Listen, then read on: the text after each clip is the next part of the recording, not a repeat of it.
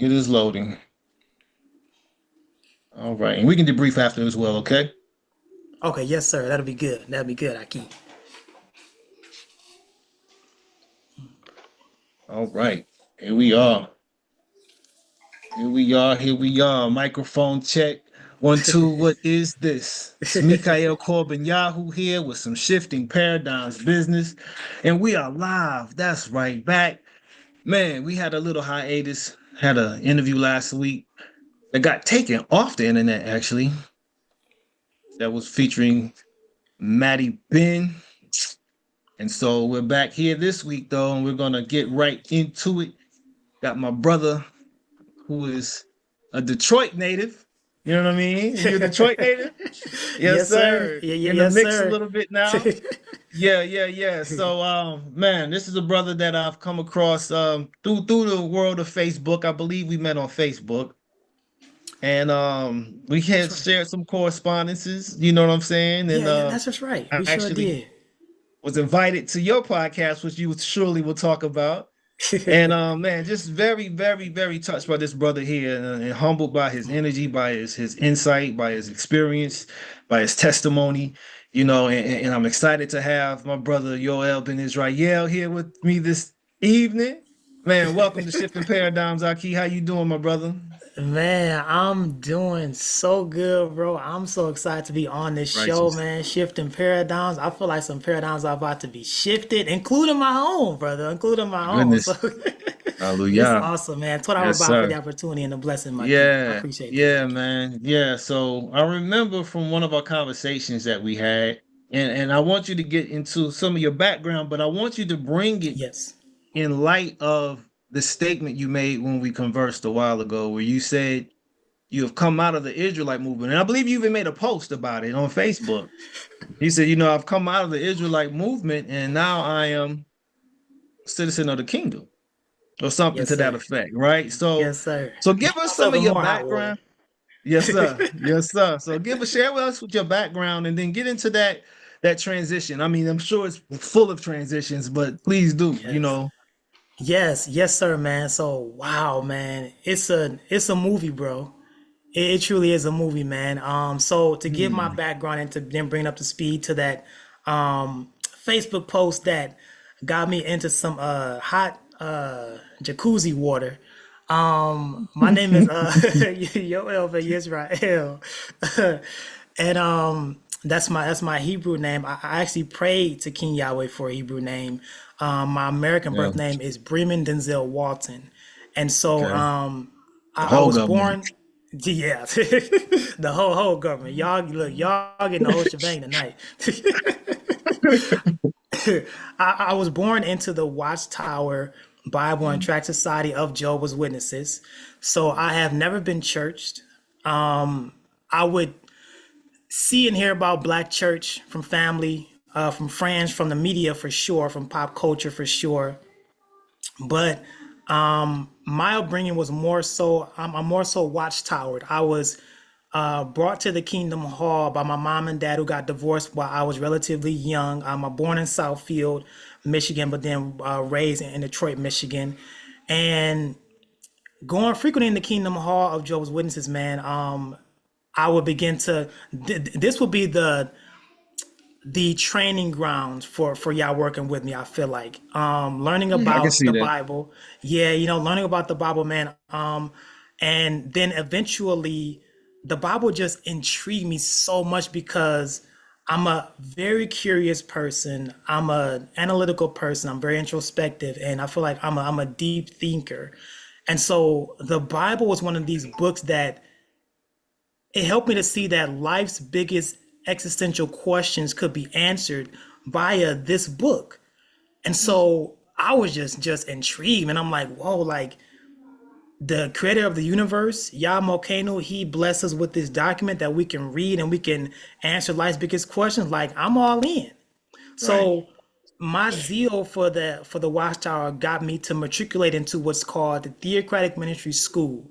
And for those who are Jehovah's Witnesses or those who may be ex-JWs, y'all already know what it is. The Theocratic Ministry School is like, oh man, it's almost like a junior Harvard for Jehovah's Witnesses. We enter this school so we can basically defend our worldview and and also to proselytize. So go to door to door and we proselytize.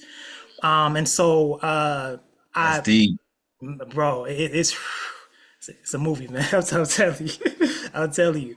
And so after giving a plethora of public readings, giving biblical monologues from the platform, and going out in field service and sharpening my apologetics, my love for the Bible just began to deepen. Fast forward to when I'm 18 and I'm starting to encounter this identity crisis. And then to set the context even more for you all, the school that I went to, it was a predominantly white school, but it was very multicultural, a beautiful tapestry of different cultures there. And so I remember just feeling out of place culturally. And I think my people can identify with this, wanting to go beyond slavery, beyond 1619, beyond slaves, just beyond sharecropping and picking cotton and all that jazz. So I just remember, man, in Spanish class, feeling this chagrin because we had to present our cultures in Spanish class. And I remember feeling this chagrin, yes, being pleased with who I am. I'm not ashamed of being who I am. I'm talking about my ethnicity, but just feeling this chagrin of like not knowing enough about my own culture, right? Because I'm like, man, like our people have to be deeper than just soul food and saying the N word and sagging pants and things of that nature. So fast forwarding even more, this episode of me, I'm trying to figure out my identity, and I'm really interrogating my religion for answers. And so in the midst of this interrogation, Trayvon Martin gets gunned down by George Zimmerman. When I tell you, bro, this shook me to my core because I thought that with Barack Obama in the White House, America had grown up from this sophomore place of like, being racist. But that wasn't the case. So I'm in this space where it's like, we also move from a predominantly, I'll say African-American Kingdom Hall to a white Kingdom Hall. And at this time, I'm reading slave narratives. I'm reading about Frederick Douglass. I'm reading about all these different slave narratives. And my blood is boiling, bro, because of all the atrocities. But then I'm taking this energy to the Kingdom Hall, and I'm surrounded by white folk, and with a sprinkling of Hebrews here and there. And I had to put those slave books down because I'm like, man, like this ain't me. I'm not that type of dude to carry around this type of energy, like to be hating, to be projecting this hate. So I went down to my mom's basement during this time when I was at this White Kingdom Hall, man. And I prayed to back then Jehovah God. I asked Jehovah God in Jesus Christ's name, what I affectionately call the me I need prayer, the who am I prayer in Hebrew tongue. Like who am I, Jehovah? Why are all these atrocities happen to my people? Why did slavery happen? Why did the lynchings and all this stuff? Because if it didn't happen, I'd be able to trace my lineage back to this continent, this country, this city, this village, and be able to pinpoint my pedigree. Then I'm matter of fact, I'm on Facebook, bro. And I'm scrolling Facebook just casually. And I see this post that is so salient. And it said, did you know blacks are the real Jews? And I'm like, at that point, that statement, it made no sense to me, bro. I'm like, what are you talking about? I've never seen a black Jew. I've never seen a black Jew at all. I'm thinking like when you tell me black Jew back then, I'm thinking about Sammy Davis Jr. That's the only black Jew that is in my Rolodex. And so I continue to dig into this because this statement is so outlandish to me at this time. Then I land to this Angel Fire website after just digging, man, just looking up black Hebrews, black Jews. And this Angel Fire website lands me to Deuteronomy 28. Mm-hmm. And with me being an avid student and lover of history, especially Negro history, when I read Deuteronomy 28, 15 to 68, my guy, I was like, this ain't nobody else but Yeah. us.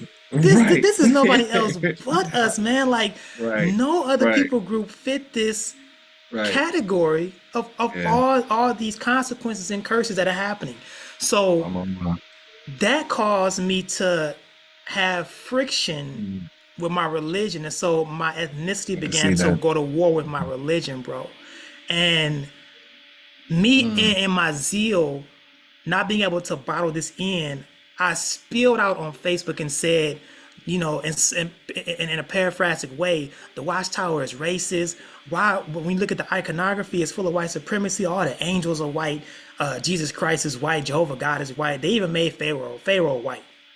They even made Adam and Eve white. Look like they in the Garden of Sweden. And so I remember, man, That's like a it good was like it was yesterday, my friend. I went to the same Kingdom Hall after I posted this. And mind you, I was active during this time in the Kingdom Hall, carrying a microphone, reading from the stage, giving talks, out in field service. I got this tap on my shoulder when I walked in, and somebody leaned into me and they said, then they whispered and they said, "You don't got to carry the microphone tonight." And so I'm like, okay. So I go and I take my seat, I sit down. And after the service is over, I get another tap on my shoulder. And it's a brother, his name is Nikos Salamos, Greek brother. And he said, can we see you in the back room real quick? And so I'm like, okay. So I pick up my Bible, my New World Translation. That's the only translation that I knew as a JW. Picked up my Bible, my briefcase, and I walked to the back room. In the back room, there are elders there. There's Brother Hurd there, who is a Hebrew brother. There's another brother, Brother Ballinger. He's a white brother. And Nico Salamos is there too. And so we all sit down, we're in this back room. And Nico pulls out his iPad, and he's scrolling his iPad, and he shows me my Facebook post. And he says, he says, "Brother Walton, what's going on with you? Like, what's going on with this Facebook post?" And so I'm getting these questions like, "Are you a black supremacist? Are like, do you like white people? Like, do you know Jehovah doesn't agree with this?" And so after a series of meetings of me trying to defend my case about what I'm coming into, and I began to realize that his name is not Jehovah. I'm looking more so at his name being Yahweh. I'm looking more so at Jesus being Yahshua. I'm looking at the Hebrews looking like me, that they got woolly hair, brown skin, melanated, chocolate folk, right? So I'm like, man, I'm trying my best, but at the same time, on my way out, because I'm feeling this tug like, yo, well, it's time for you to go. But at the same time, I'm trying to get my Harriet Tubman on. Like I'm trying to get my Nat Turner on. And while we in Kingdom Halls, I'm trying to let my people know who we are in the Kingdom Hall. Mm-hmm. But it ain't, it wasn't all that successful. So I had to eventually write my letter of, I no longer want to be identified as a Jehovah's Witness. Okay. And so I got excommunicated from the Watchtower Society. Wow. And what that means is that basically I'm dead to the Watchtower. So that whole community for 20 plus years, they're not allowed to interface with you at all. You got it, bro. So fast forwarding from that time, I began to enter into what is called the Israelite Awakening. Mm-hmm. Now, the The Israelite awakening is very interesting because I feel like it's not monolithic at all. I feel like it's more so like a melanated mosaic of a movement, Mm-hmm. because you got different spectrums. You got your one West Hebrew Israelism spectrum. You got your some who are Messianic Judaism. You got some who are Tanakh only. Some who are Torah only. Some who are like into Jewish mysticism and things of that nature, Israelite mysticism. So you got all these different a panoply of different characters within here, and so I saw the camps first, and I love my One West brothers, man, IUIC, love y'all, cause I'm seeing now that you're playing your part as well too, and waking our people up. But I was like, man, Lord, like I'm like it's way too militant for me, and like I'm a laid back dude who likes to have fun and joke around. So I'm like, I don't know if I want white folks to be kissing my sneakers and kissing my shoes and all this type of stuff. I'm like, I don't know, I don't know about all that. But I'm now cemented in the Israelite awakening because I'm seeing that, yeah, man, like nobody else fits the bill when guarding the curses. I have to keep these laws because this is my heritage. That's it. I got like there's no way around it for me. Then so now we're going to the Facebook post. Let me see. How can I say that? Okay. What I realized within the awakening is that I have fallen into another religion, the religion of Hebrew Israelism. And it's so funny, bro, because when I first got married, my wife used to do this, and it used to irk me, bro, because I'm like, why is she saying that? When I first got married and I moved from Michigan to Texas, we were watching my home assembly, still is, Great Awakening International, and she would say on Shabbat, and so I would like watch the Shabbat service faithfully, and she would say, "Oh, like you going to church? You going? Oh, so okay? You going to church?" I'm like, "Church? Like no, like no, like this ain't church. No, this is the assembly. This the Messianic Hebraic Israelite Kodesh assembly. Like I'm not going to no church." The the ironic thing, bro, is that not until years later, cause see, y'all had to show me in a different way that what I had got myself into, this movement, had turned into a religion by getting to my deepest interest. And he knew that my deepest interest was the good news. And he brought the good news to me in a way that had me to question, yo, like what good news message am I preaching? Because in the awakening, I'm preaching salvation that's come to Israel and not Christians. And I'm Mm. like, Yeah. where can I Yeah. find this within scripture though? Like, where can I Right. find this Right. within the Bible that I'm reading? And with Yeah.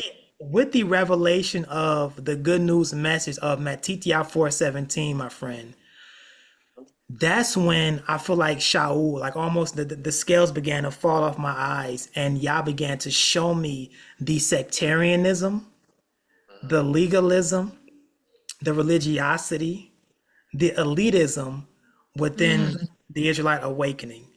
Mm-hmm. And I just want to make it just, I guess, just super clear, super duper clear that I'm forever Hebrew.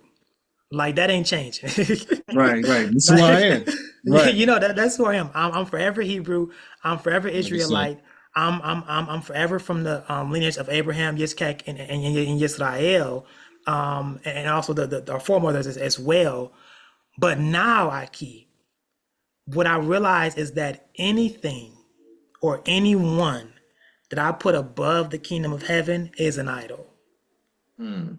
And in the awakening, it caused me to make a golden calf out of my Israelite identity and to hoist that up above the kingdom of heaven. And that's when the king really started to show me that this is not about you trying to awaken everybody. It's really about my kingdom, and it's really about earth looking a lot more like heaven. So that's the movie, Yaki. That's the movie. Yes. Yeah. And it's a thick plot. Man, turn off for sharing that. If And I can share, Yaki. I can share a lot of, experiences with you from the awakening of just our history here in America, right? Mm. I was kept from that for years until, pretty much my middle to late teens. Malcolm X. Wow. That's what got me.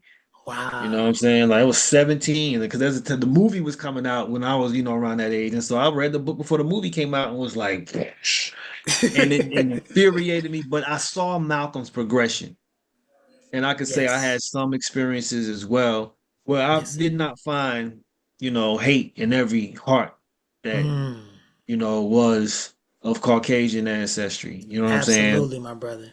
And so, Absolutely right. I feel you though, especially even coming into Israelite consciousness and then really seeing that yes, there are still elements of religiosity present in our culture. Yes, sir. And when you really get into the scripts, like you're saying, it's promoting a kingdom, a government, Yes. a Ooh. nation, right? Wow. Yes, So sir. in saying that, and I would love to hear what your perspective is of the kingdom. What is the kingdom? And you actually have a book as well that you've written about this, if I'm not Yes. mistaken. So Yes, you are sir. an author. I Absolutely. definitely want to let our audience know you are an author. You know what I'm saying? So you Yes, have some sir. subject matter, expertise to Yes. offer in this category. And so, you know, talk about that. What is a kingdom, and from what frame of reference are you bringing that, and then just bring into all the details and the matters relative to the kingdom. Yes. Yes, sir. The kingdom of heaven is the most important government that humanity will ever know. Mm, When I would read Matithya 4:17 through my teenager eyes as a Jehovah's Witness, reading that New World Translation, it says something to the tune of, from that time Jesus began to preach and to say the kingdom of the heavens is near. Now, as a teenager, bro, reading that statement, it just it flew right over my head like a 747. I didn't know what that like. It did not click at all. mhm, But now what I'm understanding about it is two things that I think were plaguing me, and I mhm, also I kind of think the king he's still healing me of this, and I also think that it's plaguing Israel on a macro level: illiteracy and ignorance. What I mean by illiteracy is, as a mhm. Jehovah's Witness, I couldn't read Hebrew. I Nobody talked about Hebrew in the Kingdom Hall. We would go to the Greek and say, oh, the Greek means this and that and the third. We would go to Mhm. the English and look at the English text, Right, and we would look at the right. English. But somebody by the name of Zion Lex says, he said a quote that like almost knocked me on my chair. I'm like, wait a minute, this brother said this. He Yeah. said, if if you can only, if you can't really read Hebrew like that, you're gonna be a slave to the translator. Yep. And I was like, man, Yeah. I gotta read Hebrew, bro. Like I gotta get rid of this ignorance and get Mm. rid of this illiteracy, because Wow. what I'm understanding now regarding what a kingdom is it is so simple to me, man. But I feel like what Hamoshina or Hasatan does is his kingdom is called Mahut HaChoshek, the kingdom of darkness. And Mhm. so darkness Mhm. being a Hebraism for ignorance. So as long as he can keep us Hebrews, us Israelites Ignorant. ignorant, then he has a bunch of real estate to work with, man. And that's what he had with me. And so Wow. my eyes were shut when it came to the good news. I was preaching the Watchtower's iteration of the good news. I was preaching Mhm. that the good news was the death, burial, and resurrection of Yahushua HaMashiach. And I was mistaken there. I was preaching. I know in Awakening, Isaiah 60, Yeshaya 61 is a big thing about being the good news. But I will submit that even that is not the Basora Toba that Yahushua HaMashiach preached. Mm. So going to what is a kingdom, a kingdom to me, as I understand it, is it is a mixture of two main ingredients. In order to have a kingdom, you need a king and you need Mhm. you need a domain as well. Mm. And what I'm realizing now, Aki, is that this book called the Bible, I used to think it was a Christian book. I used to think it was a Hebrew book. Yeah, yes, it's written in Hebrew and Aramaic, and yes, it is. Yes, it is. It definitely is. Yes, Mhm. but more so, I'm looking at this book as a kingdom book. To me, this is a government document. It's a manifesto. It really is. It's a So manifesto.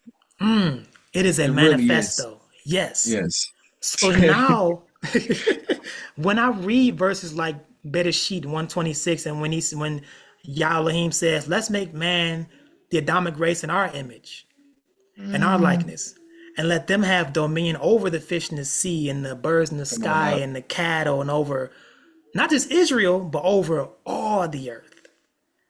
And over Creation. every creeping thing, over all creation, every creeping thing that creeps on the earth. Mhm. We were created for the kingdom. We were created to have we Adam and you have a book, if I'm not mistaken, on this your second book, if I'm not mistaken, regarding the pattern of Adam. Yes, sir. We were created to dominate earth with heaven. And the kingdom that I'm referring to is the kingdom of heaven. King Yahweh is the king, and his domain is called heaven. And what King Yahweh's ultimate will is, what his kingdom vision is, you can Google it right now. All kingdoms have a vision. Kingdom of Saudi Arabia, the kingdom of Eswatini, the kingdom of Bhutan, all the kingdom of the Netherlands, all kingdoms have it. The kingdom of Great Britain, they all have a kingdom vision. Yamo Kanu's kingdom vision is for humanity, you and I, to be filled with the Holy Spirit, the governor, and to be able to walk this earth and to be able to dominate the earth with the kingdom of heaven's culture everywhere that we go. And that was Adam's job. That was Hawa's job. But something happened, Aki. There was a plot twist that happened, and you're very learned and very erudite, so you know what happened. Bereshit 3, that Adam forfeited this kingdom. He forfeited the kingdom of heaven, having citizenship, being a citizen in this kingdom. And that's where we landed for thousands of generations until Yahushua came on the scene. And what Adam and Hawa lost in Gan Eden, Yahushua HaMashiach brought back during his first coming. And so to me, my friend, the kingdom is the kingdom of heaven, where we have King Yahweh, who he is my owner. Kings, what I'm learning is that kings, they are automatically owners. That's why we see the Hebrew word Adon or Adonai or Adonenu all throughout this kingdom book. Because kings are automatically owners. He has inter-realm ownership. He owns everything within the celestial and everything within the terrestrial. He owns the whole shebang. What we are to do is have that constant connection with our government, so that we, just like Yehoshua HaMashiach, can advance the kingdom, not our own religion, not our own pet ideological stances, not to be fighting our brother and sister over, should my ZZO be purple or should they have a blue? Should they be all white? No, no, no, no, no, no, no. We are here to advance the kingdom of heaven culture. And so that's what kingdom means to me, Aki, is that kingdom means that we are to have dominion by advancing the most beautiful culture that we're ever going to see, by the most beautiful kingdom that we're ever going to see, and that's the kingdom of heaven. Man, beautiful, brother. It's a beautiful vision to share. Toda for that. I definitely agree with you, you know. And it's something that we have to give birth to, and that's what's so powerful about it, is that we have so long looked vicariously outside of ourselves for these things to come to pass, not understanding that if we're going to experience this, it's our responsibility to do our part in bringing this reality into existence. Yes, sir. I was reading something. I'm gonna say this real quick, and then I'm gonna go Yeah, please do. the next point. Yes, sir. During the liturgy for particularly Yom Kippur, there was a night that we read this reflection in the Machzor.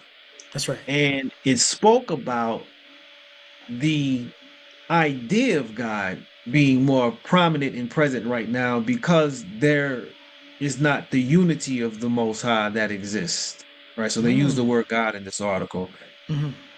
Because we know the reality of Yah is one. So if Yah was truly on earth, everything would be one, to the point that you're making about dominating. And I like the word subduing the earth, right? We have to subdue the earth. Oh, you putting that spice on it, Aki. Under mastery, and this is about mastery. Our whole focus was about self-mastery during these days, which is where that governance and that authority first comes from, is when we have ourselves under the authority and jurisdiction of, Melech Hagadol, right? The great king. So, yeah, powerful. So you spoke about distinguishing the kingdom from religion. What do you see as some of the differences between religion and kingdom? Like, because I think a lot of people, when they read the Bible, automatically go, well, that's religion.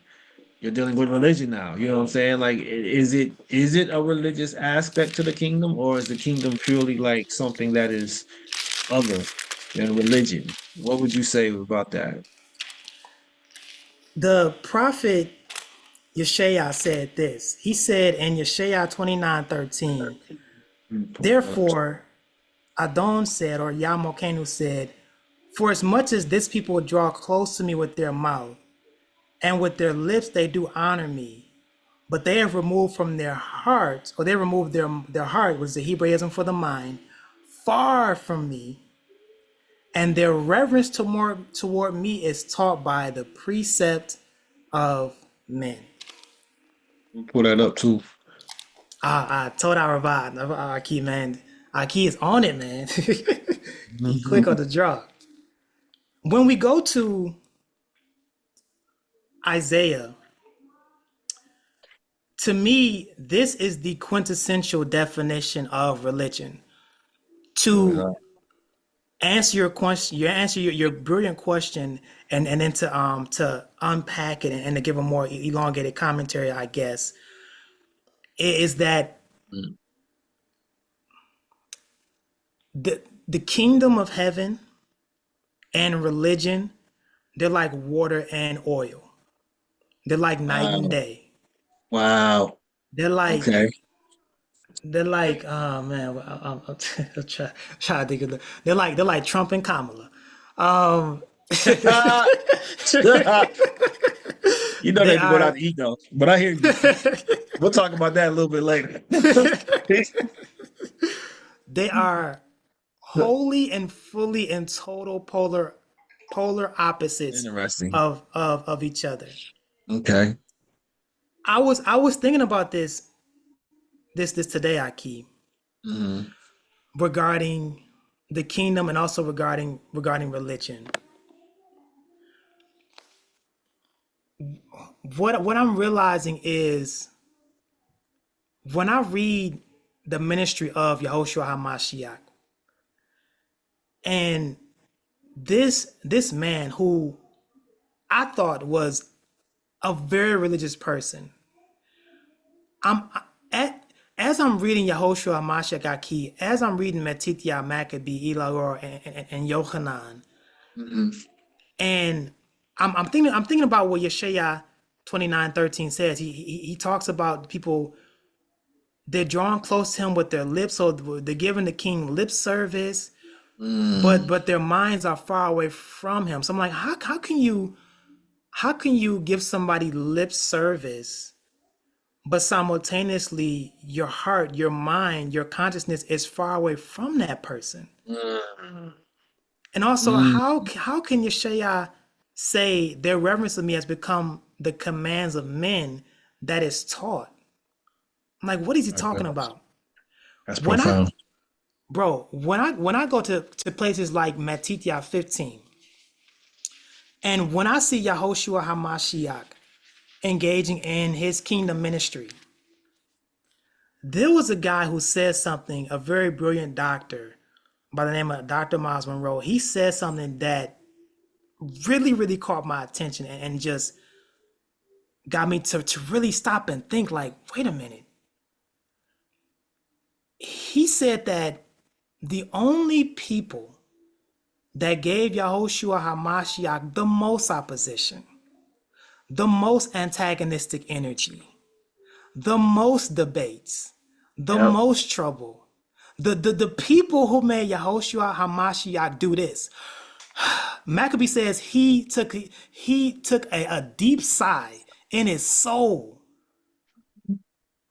because he kept on having to go against these people. But as Shaul said, really, it really wasn't him being antagonized by this people.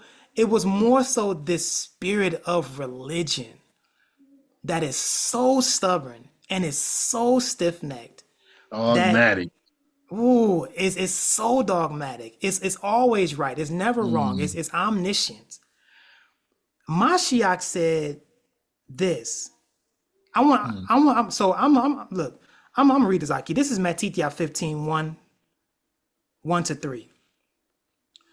Then came Yahoshua to Yahoshua the scribes, the Sophadim and Uparushim, scribes and the Pharisees, who were from Jerusalem, saying, why do your students, your Talmudim, transgress the tradition of the elders?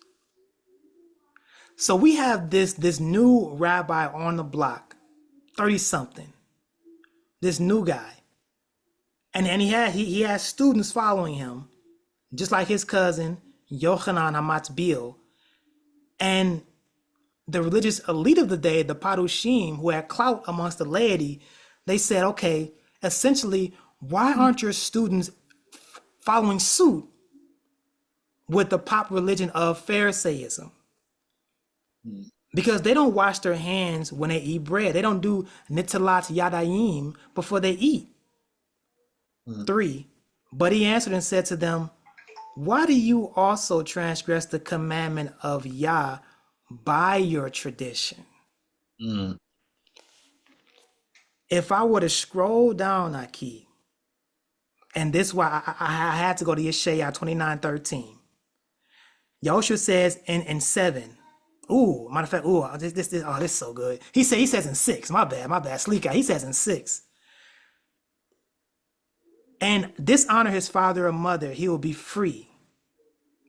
So you have made the commandment of Yah Elohim of none effect Mm. by your tradition.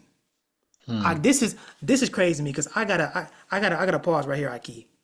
Mm. The omniscient, omnipresent, omniglorious King of heaven, when he speaks, let there be light, there's light. He spoke creation into existence. But Yahushua HaMashiach is saying there is this competing energy or spirit that's happening with the law of heaven. And it's your man-made tradition that now I will say this. I feel like I'm being galvanized to say this. I don't think there's anything wrong with tradition. But I think the problem was The problem, it gets problematic when the laity begin to take that tradition and they enshrine it in their mind's eye that this is Yah breed, that Mm. Nitalat Yadayim is from the king's mouth. And if I don't do this, I'm violating the culture of heaven. I'm violating the king's word. When Yahushua HaMashiach says, he goes on to say to the Parushim and to the Sopharim, he says, you actors. Mm. We all know actors Actors. today. It's a good word. Actors, it said actors. You look it up in the Greek, look it up in Hebrew. Believe it's chanafim. You actors. You memorize the lines about scripture, right? You play your role, but you. Matter of fact, he says this. He said, "Well, did Yeshaya prophesy about you all, saying, This people draw close to me with their mouth, and they honor me with their lips, but their mind are far from me. In vain they worship me, teaching doctrines as the commandments of men." So for me, I keep on seeing the kingdom versus religion in the Brit HaKadashah. I keep on seeing this kingdom man in Yahushua HaMashiach, Yahushua ben Yosef, Yahushua ben Dawid. He's preaching Shubu, Ki Hagia Makuta Shamayim, to his people. Change your mind because the kingdom of heaven has arrived. But there is this certain people group that he Mm. said in Matithya 23 that he said, "Woe to you, you scribes and you Pharisees, you hypocrites, you actors, because you are shutting in men's faces the kingdom of heaven. You're not going in.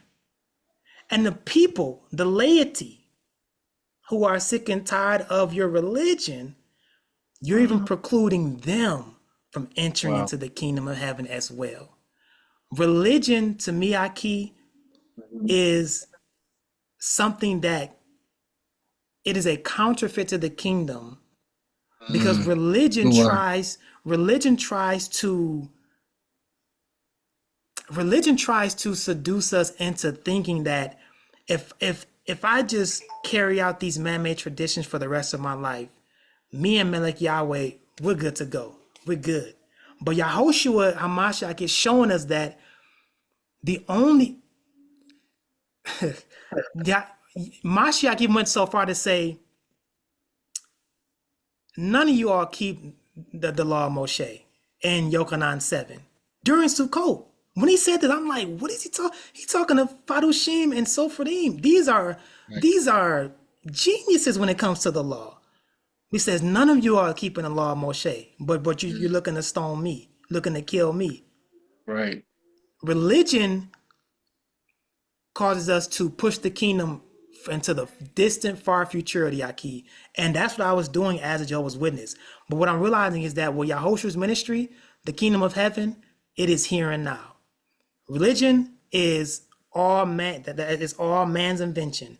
But the kingdom of heaven, that's what Yah wants us to grab hold of. And so that would be my distinction, Aki.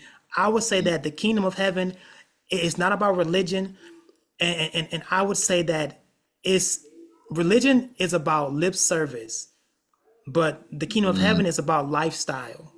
Mm. Religion causes you to have a God on the weekends, but the kingdom of heaven causes you to have a king all the days of your life. Every day. Yes, every day. Yes. And I love that. And I would add to that, Yes, sir.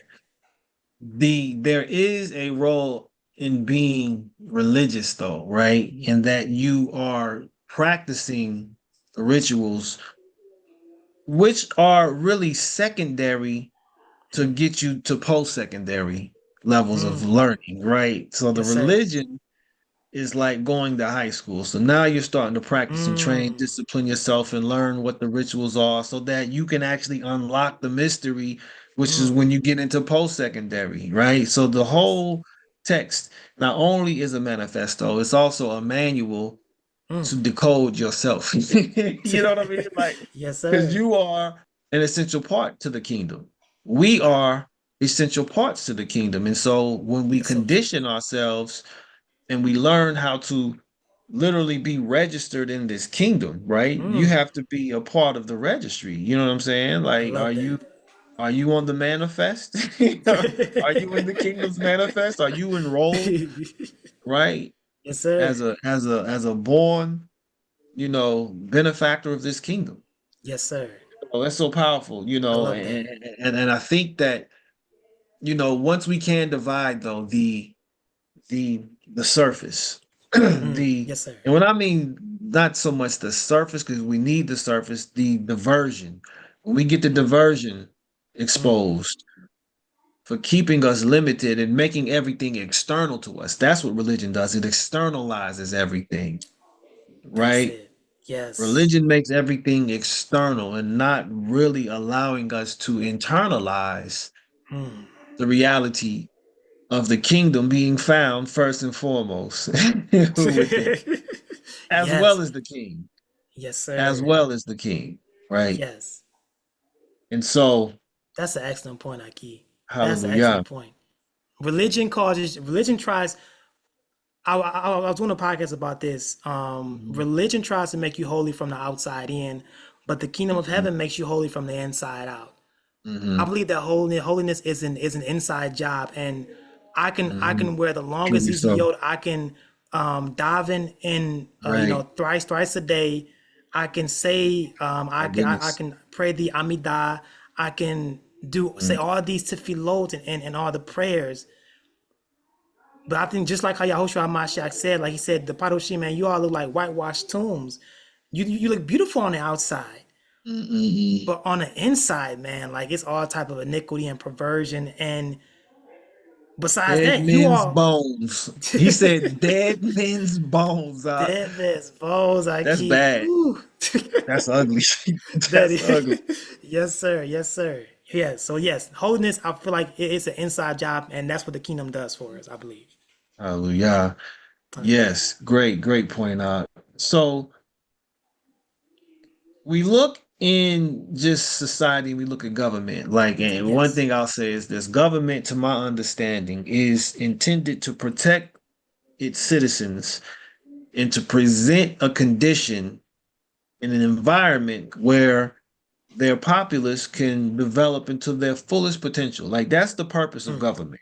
absolutely. If government is not Yes, serving sir. that purpose, it has failed its purpose. And the people have to actually know how to remove that because it's not benefiting the people who are the government.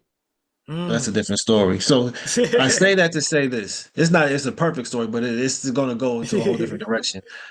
Looking at the challenges that we have, right? And you said you listened to the Ballad of the Bullet. I definitely wanted to touch some of Oh Malcolm's yes. perspectives of governance Yes, sir. and what politics are about and what kingdom, because kingdom has a politic to it, Mm. right?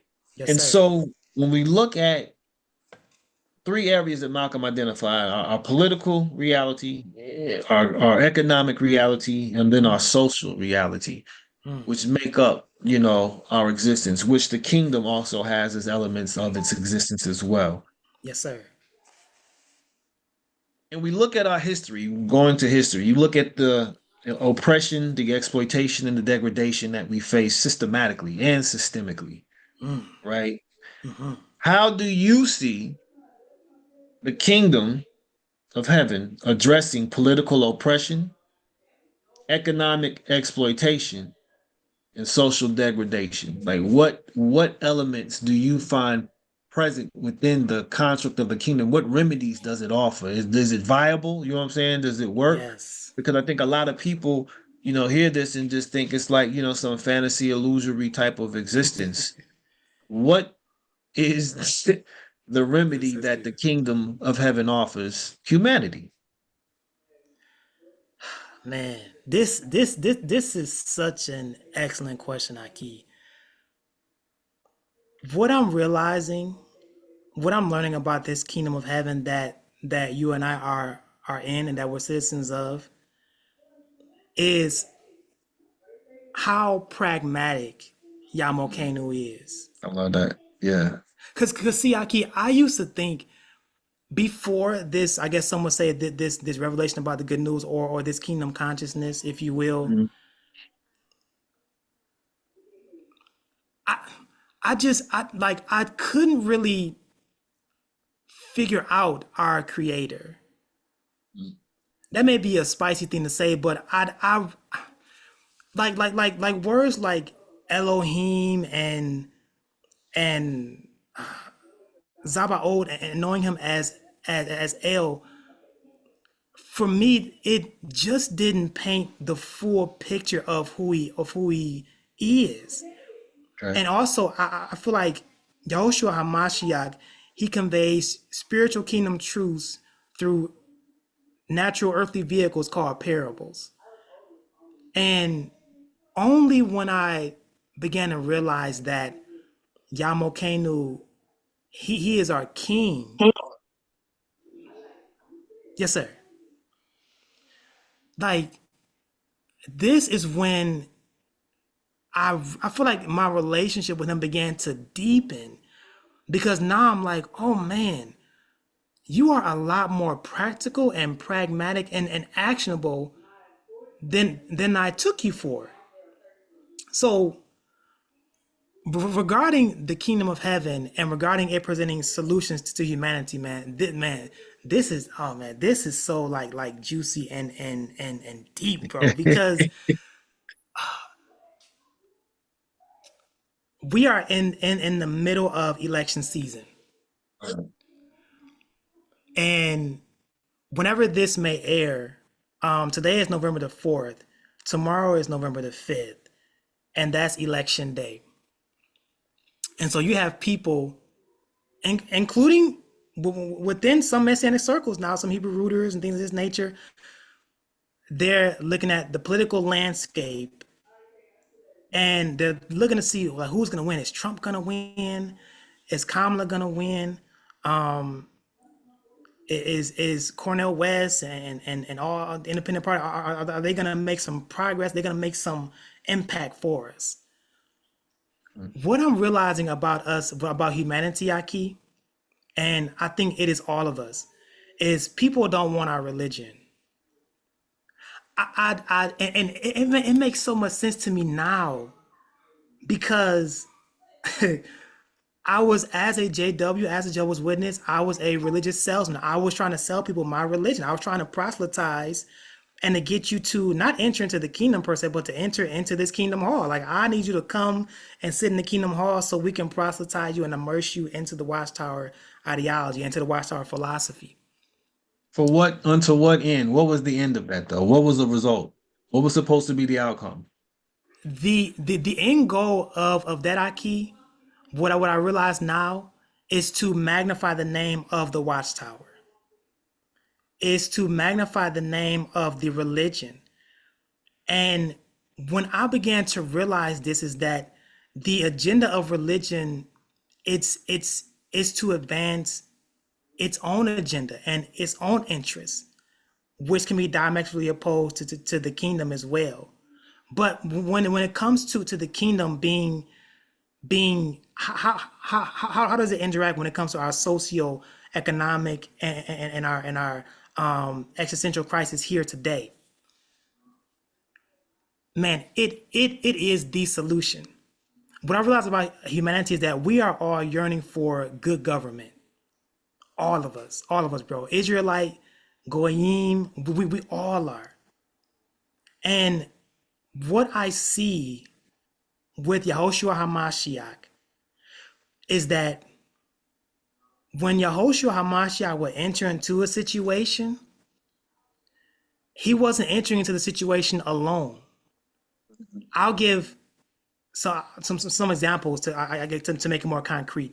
And this is how, I mean, this is really how the kingdom, how it solves everything for us.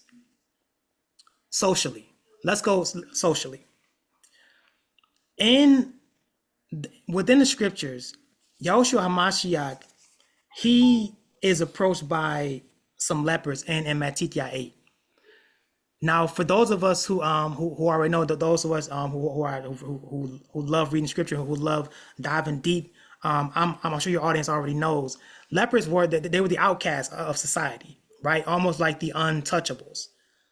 But Yahushua HaMashiach shows up in Matthew 8 on the scene, filled with Ruach HaKodesh, and wherever he goes, the kingdom of heaven comes with him.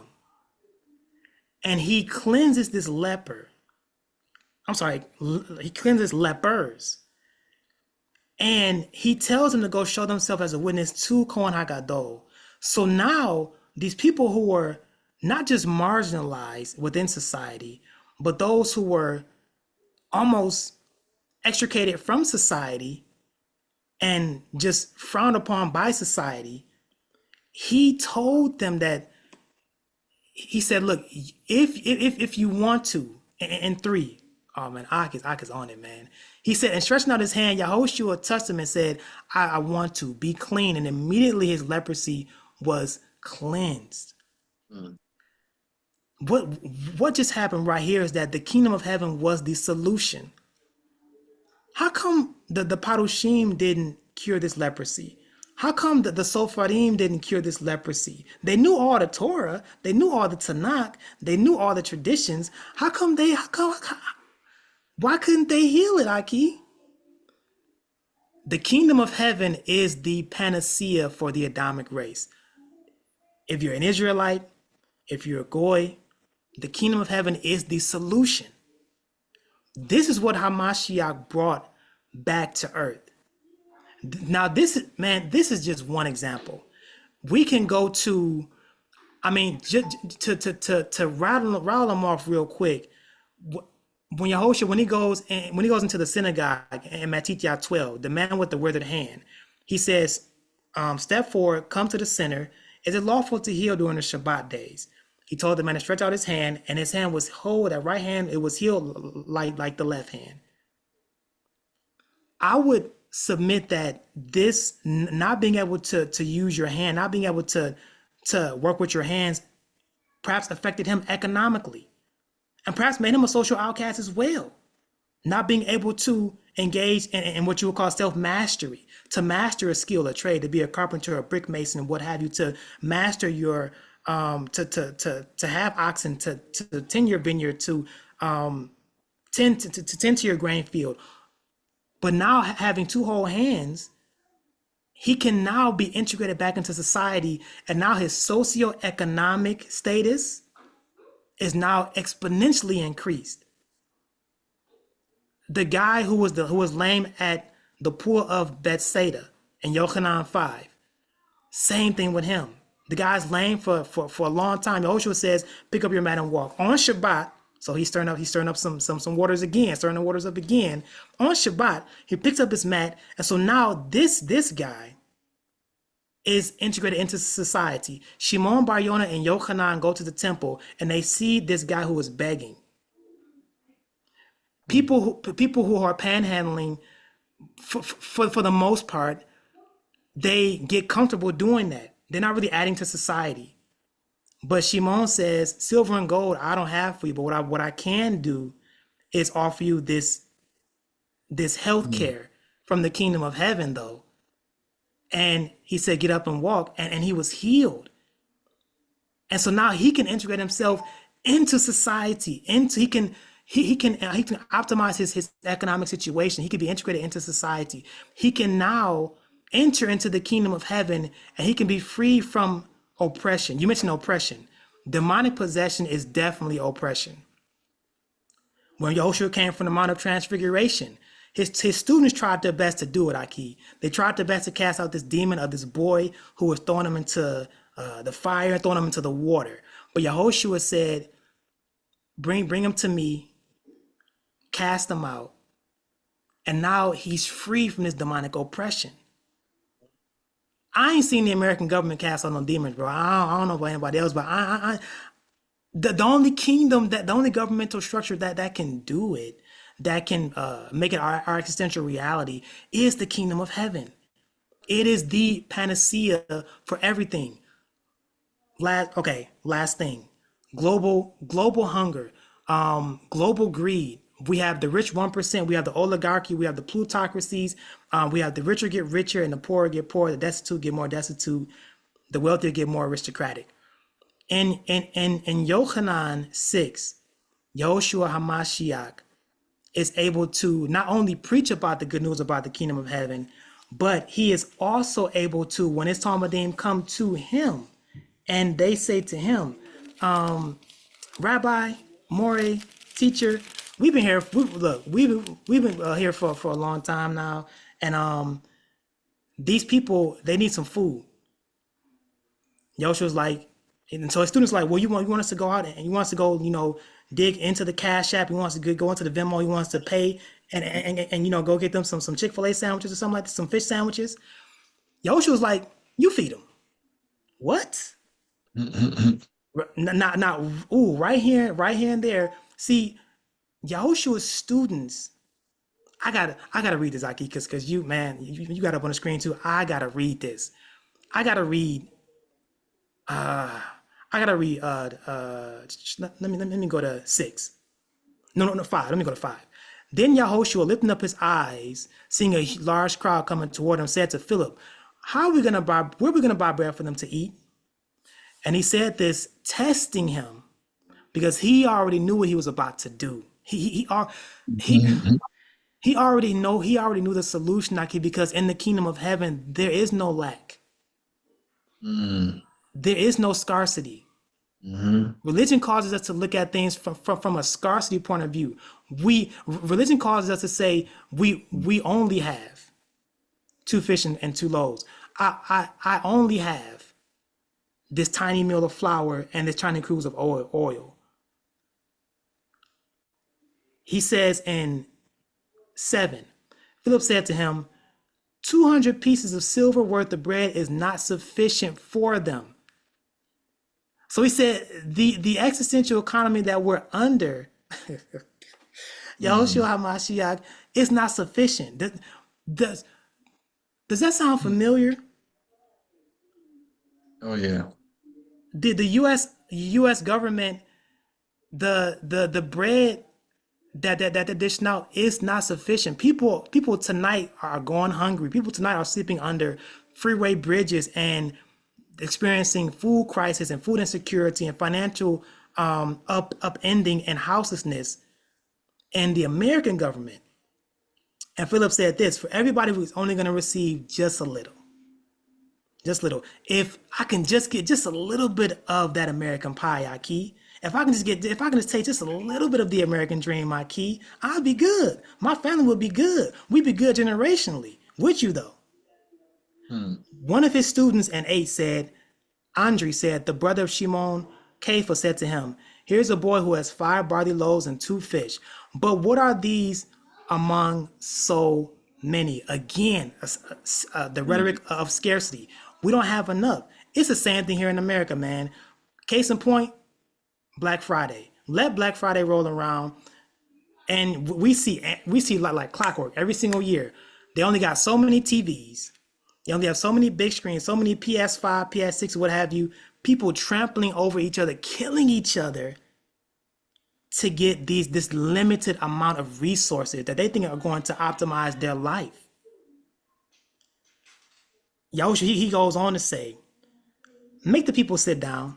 I love Masha because he's so cool, calm, and collected, bro. He already knows. He knows what he's gonna do, Aki. Now there was a lot of grass in that place, and the men numbering about 5,000, they sat down. Yahushua took the loaves, he gave thanks, and he distributed them to his students and his Talmudim to those sitting down. And the same with the fish, as much as they wanted, Aki. Beautiful, beautiful. Keep on moving. I'm gonna make one quick move. Keep on moving. Yes, as much as they wanted. This is why I want to take care to articulate and to punctuate this point right here regarding the kingdom of heaven being the solution, being the panacea for all of society's ills, for our socioeconomic problems, for our problems regarding being oppressed on every front. Financial oppression, being oppressed in our health, being oppressed spiritually by demons, being oppressed in our minds mentally, mental illness, whatever it is, the kingdom of heaven is the governmental solution that will solve. It is the only kingdom, it's the only governmental structure that will bring about world peace in perpetuity. It's the only one that can do it. The only one. Because Yahushua HaMashiach goes on to say in 12, and when they were full, they started off with a little, right? 5 loaves and 2 fish. But what I'm realizing, Mishpachah, is that King Yahweh can do a lot with a little. He can do so much with a little. If we're faithful with just a little bit, he can multiply it exponentially because there's no lack within the kingdom. It's the culture of the kingdom is superabundance. And we see Yahushua HaMashiach coming at this problem, this circumstance, this lack of food in this moment with with a kingdom mindset of not scarcity, but with a kingdom mindset of superabundance and overflow as well. So he goes on to say, and he says in 12, and when they were full, he said to his students, gather the broken pieces that were left over so that nothing gets wasted. They have leftovers. They have leftovers from those 5 loaves of bread and 2 fish that Yahushua HaMashiach was able to miraculously multiply via the help of the Holy Spirit, man. 13, so they gathered and filled 12 baskets with broken pieces of 5 barley loaves, which were left over by those who had eaten. Now, I think this drives it home, Mikey. I think this is the game-winning shot at the 4th quarter. You passing the ball off to Steph Curry, he about to hit that game-winning shot. This is it, Aki. 14. We're all looking for good government. Then the men, having seen the sign that Yahushua did, said, oh, this is truly the prophet who is coming into the world. And then what did they want to do with Yahushua after that? They said in 15, then Yahushua, knowing that they were about to come and seize him to do what? That they may make him sovereign. They want to make him king right then there. And there, wow, because they already knew that, man, look, man. His judgment was sound. His abilities were limitless. Judgment was sound. His abilities were limitless. They knew that, man. See, it began to click in their mind that if I've been going to Shabbat service and synagogue all my life, if I've been going to temple all my life, sacrificing all my life, reading the Tanakh all my life, listening to the Pharisees all my life, the scribes all my life, doing all these traditions all my life, but this guy comes on the scene, casting out demons, cleansing lepers, unheard of within Israel, besides Midian, resurrecting the dead. After somebody had been dead for 4 days, the Sadducees, the Sadducees believed that the spirit left the body after 4 days. So it makes sense why Yahushua waited when Eliezer was dead. Just to show them that your religion ain't got nothing on y'all's kingdom, bro. Come on out. Cleanse lepers. Multiply food. Supplying them food, bro. Like, look, man. All that. This is why people love Yahushua HaMashiach. Not just they love him because he reminds us of who we were all supposed to be in the first place. Shaul said that right there. Shaul calls him Adam Sheni, the second Adam, the last Adam. When his students asked him, when his students saw him walking, man, look, when a hurricane came to Israel and they were in the boat and it was early in the morning and they saw their rabbi, their moreh, their teacher walking on water, bro.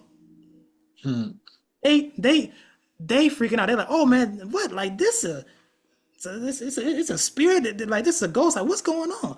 Yahushua was like chill, calm down, shalom aleichem. It's just me. Right. And they asked a question that's so pertinent. What manner of man is this that even the wind Winds obey him. and the waves have to bow down to his word, Aki. Man, you getting me excited on this platform That's tonight, powerful. Aki. That's They powerful. knew That's after powerful. seeing his ministry, bro, that he is nourishing us. He is nourishing our psyche, our soul, our spirit, and our stomach. We got to make him king. This is the one. But they realized that the kingdom that he's preaching about and the manifestations of this kingdom is fulfilling our every need. We got to make you king now. We don't want Rome here. We look, you Yahushua ben Dawid, we want you to, look, we got your white horse ready for you. Shimon got swords on deck. We want this kingdom now. That's, to me, Yeah. that's the practicality. That's the pragmatism.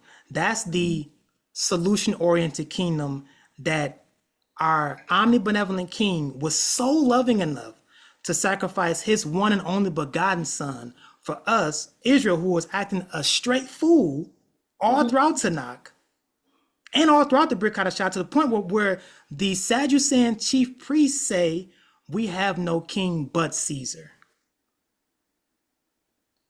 It's like, Indeed. dang, who you pledging your allegiance to? Right. That's my stance, Aki. The kingdom of heaven, every problem that you have, the answer is in the kingdom of heaven. That's why Yehoshua HaMashiach sent his Talmudim in Matithya 10:7 to say, U belek tekim kara'u le amar le makut hashamayim karaba labo. The kingdom, when you go out there and preach, I want you to go to the lost sheep of the house of Israel, and I need you to say, the kingdom of heaven has drawn close enough for you to enter into it. Yep. That's what it really is about right there. That's what it's about, Aki. All the solutions, all the answers to our problems, socioeconomic, oppression, whatever it is, it's in the kingdom of heaven, Aki. Hallelujah. And there's three dynamics I want to bring out in that light. Yes, please do, my friend.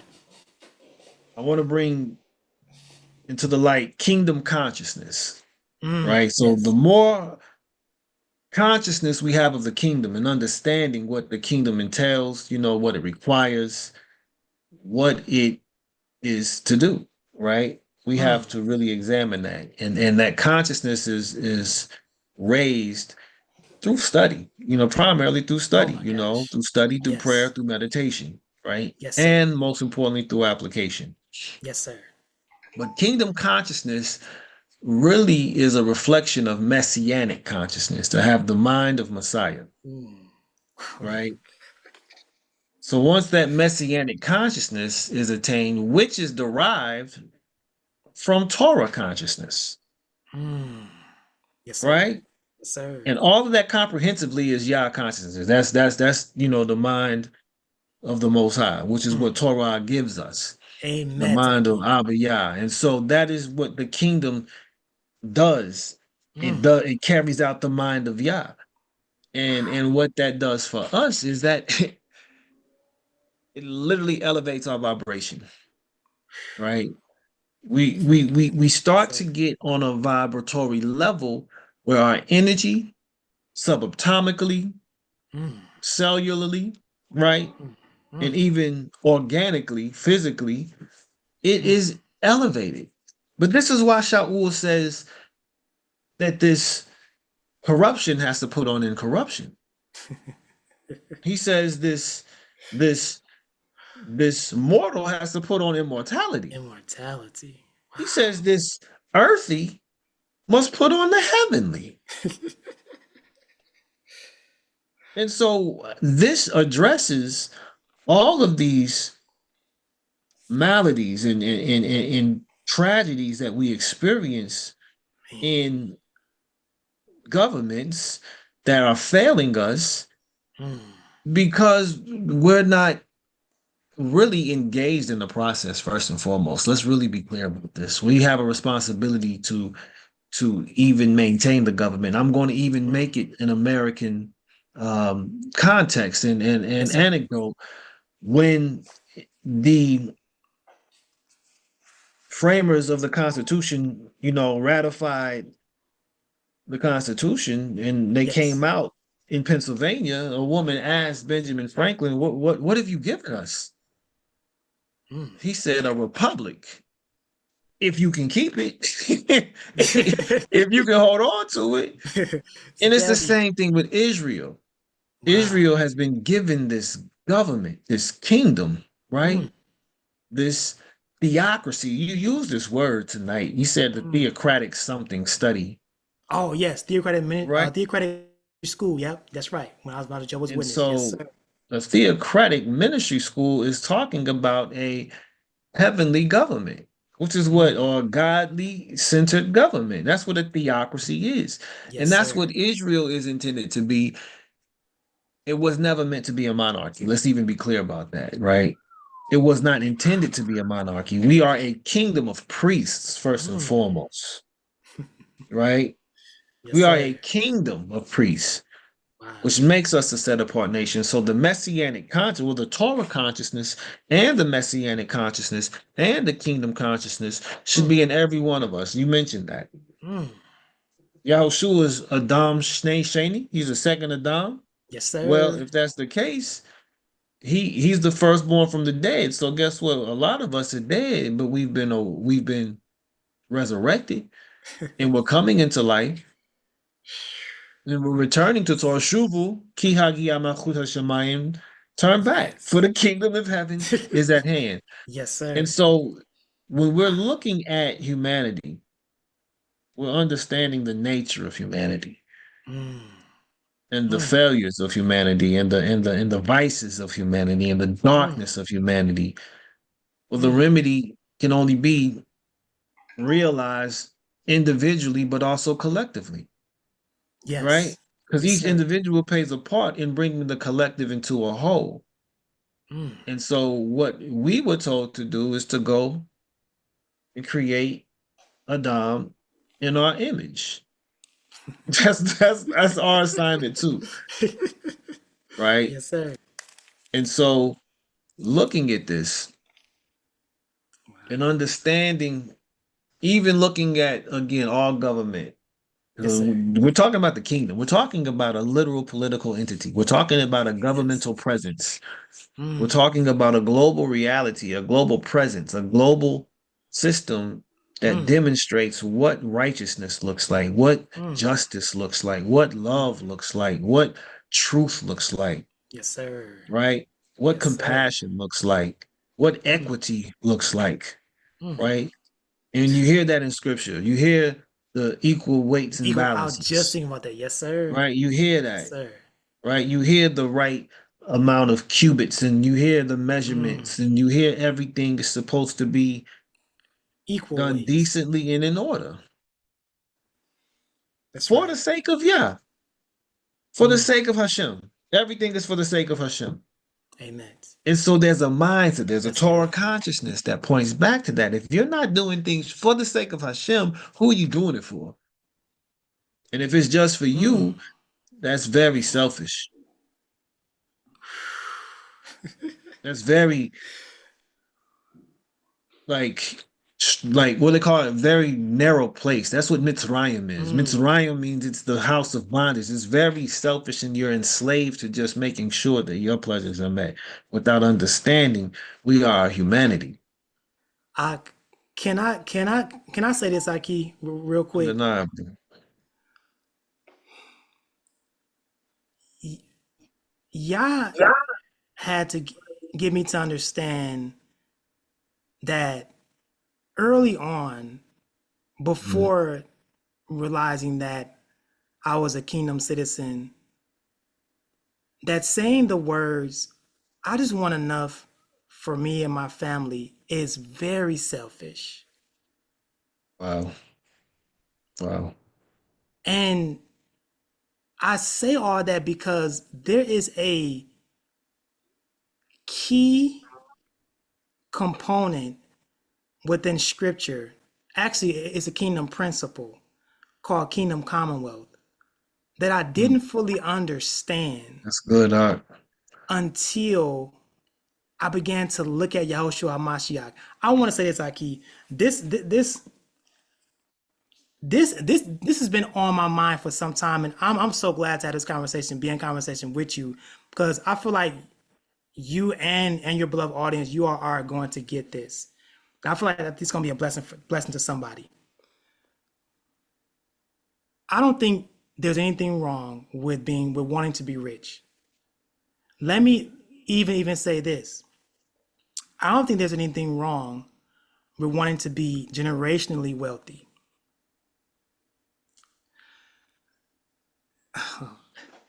In Matithya 19, Aki, this is a very interesting scenario for me now, looking at it through the lens of the kingdom of heaven and looking at it through the lens of kingdom of heaven commonwealth. Yehoshua interacts with a rich young ruler. And Yehoshua began to talk with them. I'm going to read from 16, man, because this is resonating, is hitting me differently now as a kingdom citizen of heaven. Matithya 19:16 says, and look, one came to him and said, good master, what good thing should I do so I can have Chayei Olam, right, everlasting life? And he said to him, why do you call me good? Nobody is good except one, Elohim. But if you want to enter into life, keep the commandments, right? Be a law-abiding citizen. Somebody asked me why I keep the law now. To me, the answer is very simple. It's the same. I got to be a law-abiding citizen, man. I'm in this world, but not of this world. I gotta be in right standing with my King. I didn't innovate Shabbat. I didn't innovate. The scripture doesn't say, thus saith Yoel, put on your ZZ. No, I have to submit myself to the King. Whatever he says, that's law within his kingdom. I'm under the full jurisdiction of my King. He goes on to say, he says, which ones? Yehoshua said, don't murder, don't commit adultery, don't steal, don't bear false witness, honor your father and your mother, and you will love your neighbor as yourself. I find it very interesting that Yehoshua skipped over don't covet when he was enumerating these commandments.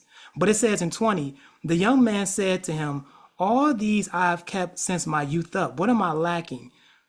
Yehoshua said to him, if you want to be perfect, if you all get a chance, look up that Hebrew, look up perfect in the Hebrew. If I'm not mistaken, shalem. It's the same word that he used when he was talking about as our Father in heaven is perfect, you too need to be perfect. Shalem. Shin, lamed, mem, sofit. It means to be wholly devoted or wholly dedicated to something. Perfect. He says, if yes, sir, if you want to be perfect, here's the citizenship test.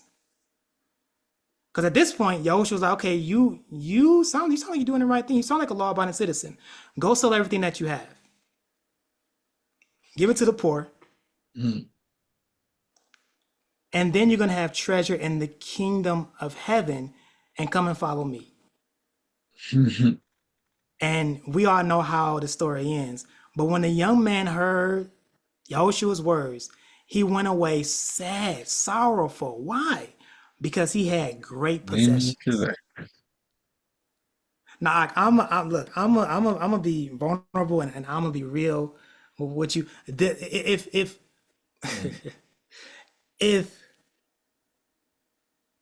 I hear a voice that says, "Yoel, I sell this laptop, sell this Bible, your clothes, your valuables, your car, everything, give it away."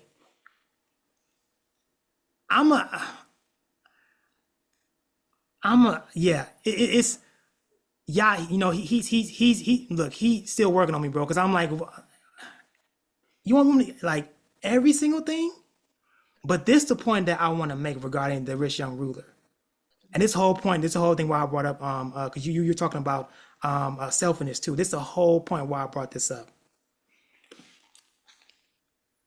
He says in 23, Then Yahushua said to his students, truthfully I say to you that a rich man will scarcely enter into the kingdom of heaven. And again, I say to you, it's easier for a camel to go through the eye of a needle than for a rich man to enter into the kingdom of heaven.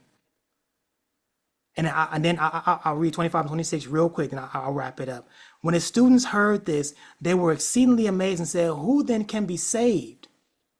I love how they're identifying salvation with entering into the kingdom of heaven as well, too. But Yahushua looked at them and said to them, with men, this is impossible, but with Yah, all things are possible. I bring all that up to say, Aki, that I don't think being rich and being wealthy precludes us from entering into the kingdom of heaven. The reason why I submit this statement is because I believe the very person who spoke this statement, Yahushua HaMashiach, was definitely not poor, was definitely not on a struggle bus, was definitely not struggling for resources. Right. When the wise man, the Magi, financed his ministry as a baby, early on, bringing gold, frankincense, and myrrh, early on. When he had women given to him, right, PayPaling him early on in his ministry. When they had food to buy fish and bread for the people, what we read earlier.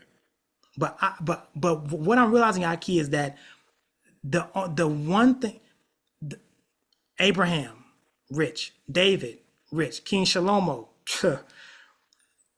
Israel, Yitzchak, Yeah. Job, Eob, all on Israel's Forbes list. They all balling. But the thing was this. The thing that precluded this rich young ruler was that his great possessions greatly possessed them, and he was possessed by the spirit of private ownership. And that's what America preaches to. Oh, yes, covetousness. Yeah. The United States, the American government preaches to you and I, Aki, two tenets in America. Individualism, you got to be a self-made man, self-made woman, and private ownership. This is for me, mine, and myself, right? The unholy trinity. Wow. So I bring all that up to say, Aki, that if you all were to look at the camel going through the eye of a needle, there's a video that's on YouTube where the camel, all he had to do was to relinquish the things that he was carrying on him. And he was able to humble himself and enter into that gate. It wasn't impossible. It's hard, but it's not impossible because Yahushua Mashiach said, well, yeah, all things are possible. So if we are rich and wealthy and we have the spirit of kingdom commonwealth to where wealth in the kingdom is common, if Mikael gets $1 million tomorrow, I don't need to be jealous. Because there's enough blessing to go around for all of us, man. So that's why I bring that point up. The kingdom, it is the solution to everything, bro. Even to covetousness. When you follow the money, especially in politics, their God is money. Their God is money. And they're coveting, they're backstabbing, they're lobbying. But we see in the kingdom of heaven, the commonwealth will take care of everybody. It really will. So I would ask of you to read Isaiah 33, 20 through 22, and then share with us how it speaks to you. Oh, man. Excellent, my brother. Excellent. Yeshaya 33, 22, and 23. 22 through 20 through, sorry, let me start over. Isaiah 33, verses 20 through 22. Yes, sir. Absolutely. Yeshaya 33, 20 through 22. It says, look upon Zion, the city of our solemnities. Your eyes will see Jerusalem, a quiet habitation, a tabernacle that will not be taken down. Not one of the stakes thereof will ever be removed, neither will any of the cords be broken. But there the glorious Yah will be to us a place of broad rivers and streams, where shall go no galley with oars, neither shall gallant ship pass by it. Because Yah is our judge, Yah is our lawgiver, Yah is our king.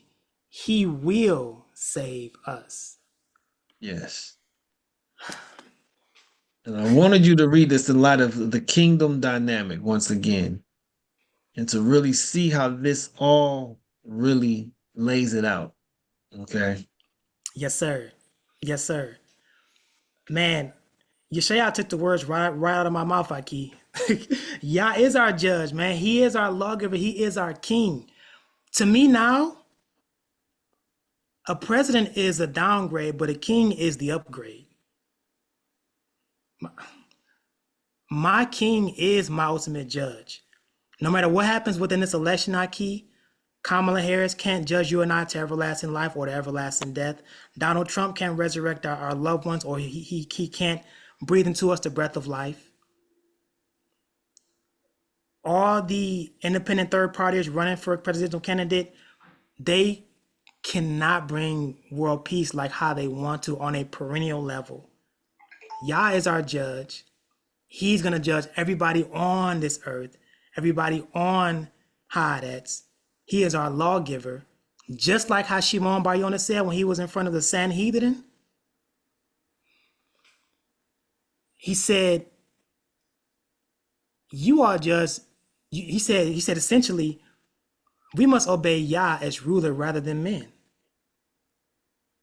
We must obey Yah as ruler rather than men. Yes. If Yahushua told us to not fear the one who can kill the body, but fear the one who can kill the body and soul, Bege Hinnom, in the valley of Hinnom, I'm going to go with Yahushua HaMashiach, God keep it, because this Israelite man is the only person, government official. Yahushua worked for the government. The only government official whose campaign, so to say, is scandal free, is clean, is pristine, and everybody can benefit from it. And then lastly, Yah is our king. Man, the more and more that I study it out, Haki Mikael, the more and more that I see that presidents really don't have that much power, man. Like, Joe Biden can't speak a thing and that become law, that become a part and parcel of the American jurisprudence. His words can be filibustered by Congress and by the Senate and by the bicameral chambers within America. They don't really have that much power. But when it comes to a king, Aki, as soon as a king speaks, that what I realize about a king, when a king speaks, the whole government is talking to us. The whole thing is talking to us. So when King Yahweh speaks something into existence, he didn't have to consult you or I or the Malakim, or he didn't have to go through any lobbyists. He didn't have to go through Parliament. He spoke it. It's done. It's law. That's it. So for me, Aki, a president is a downgrade, but having a king, that's the upgrade right there for me. That's the upgrade for me, Aki. So let's align that, right? Let's Yes, give that context in terms of how that looks for us. Like, what does that translate into for how our lives are now to be lived? Right? Yes, sir. How does that translate into what we are supposed to do, our purpose as human beings? Right? Oh, yes, sir. What we are supposed to be doing, Aki, is we are supposed to now, and I love the word that you used before, we are to be the ambassadors for the kingdom. We are to be the ambassadors. We are to be the envoys. We are to be those who are now on a practical level. Yah has blessed each and every one of us with a gift. And so how we advance heaven, what I'm seeing is that when we use our gift, whether it be writing, whether it be singing, what have you, our gift is going to be that catalyst for us to advance the kingdom of heaven. No matter what it is. So for us, wherever you are in your world sphere and your space, you can advance the kingdom of heaven in your world by using your gift, by tapping into your gift. For me, it's writing. So with me, I take care to write about the kingdom, but also too on a even more pragmatic level.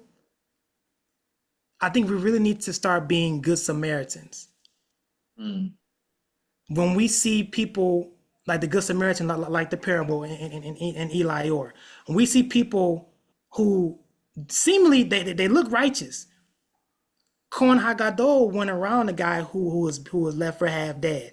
The Levite, the Halevi, he went around the guy who was left for half dead. But the Samaritan, he was able to be an answered prayer. As kingdom citizens, I believe that we are to be answered prayers, Aki. Because not only did that Samaritan man, he have good intentions, but he also had the resources and he also had the connections to be able to help that person. He was able to Wow. pay his way, put him in a hotel, put him in his car, the donkey, take him to the inn, pay the fees, and if you need Wow. anything else from me, I got you. It's all Wow. good. And in order for us to really affect change as Kingdom of Heaven Wow. citizens, we have to be the answered prayer. We have to get That's to a it. point where it's not just about, oh, I'm going to pray for you, Aki. I'm going to pray for you, Ako.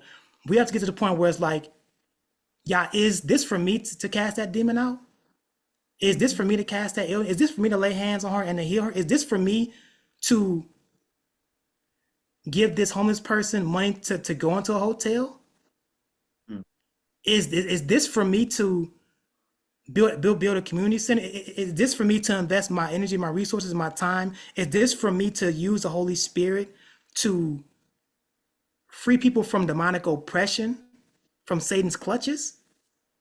So I think that it goes for us to really, in our context, as kingdom men and kingdom women, it goes from us to going beyond thoughts and prayers. That's a part and parcel of it, but it now goes into us being that answered prayer for each other and for society, for Israelites, and for Goyim as well too, as a whole. And I think that's how we show the culture of heaven. That's how we began to advance the kingdom of heaven on a worldwide scale. Love, it's all love. You know what I'm saying? That's what moves everything. That moves every needle. It's love. Yes, sir. You know, and Yes, sir. that's the essence of the whole Torah. You know, love Yah with all your heart, soul, and strength. Yes. Love your neighbor as yourself. Yes, sir. And that Yes, is sir. the Torah and the prophets, Mm. right? It's fulfilled. That's the Yes, sir. fulfillment of it all. Yes, And sir. it's just a matter of sacrifice because when we think of love, and I love using this idea, it says in John 3:16, and we hear it so much, but think about it. Yah Mm. so loved the world. What was his demonstration of love? Mm. He He gave, gave. right? He let go of his only begotten son, Mm. so that all who believes in him shall not perish but have everlasting life. But here's the question: now that he gave that, what is the return? Right? Goodness. Therefore, I beseech you, brethren, sistren, to present your bodies a Mm. living sacrifice, Living sacrifice. so that you may prove whether that good, perfect, and well acceptable will of the Most High. Yes, sir. That's the Yes, return, and sir. that's all love. If you love me, keep my commandments. Yes. And the Yes, commandments sir. make us the sacrifice, Mm. right? The korban, right? The one Yes, that's drawn sir. near. Ooh, So yeah, it's powerful. that's good. Let's I praise love God. it. That's good. So you use the word shalom, right? Peace, wholeness, Yes. right? The fulfillment, perfect. Yes, sir. And if man and woman and human beings are able to evolve and to develop and elevate their vibrations, right? And get into a Torah consciousness and get into a messianic consciousness and get Mm. into a kingdom consciousness, Mm. Yes, sir. right? There would be much more harmony. Oh my goodness. However, when we look on the landscape of the socio-political and economic climate, was one of the most anticipated events, one of the most polarizing events is Mm. taking place. Yes, sir. how can I frame this question? Because I want this to be positive. I really do. I really do. Take your time, Mikey. Take your time. Yes, sir. Because we know the conditions, we know the manipulation that is taking place, Yes.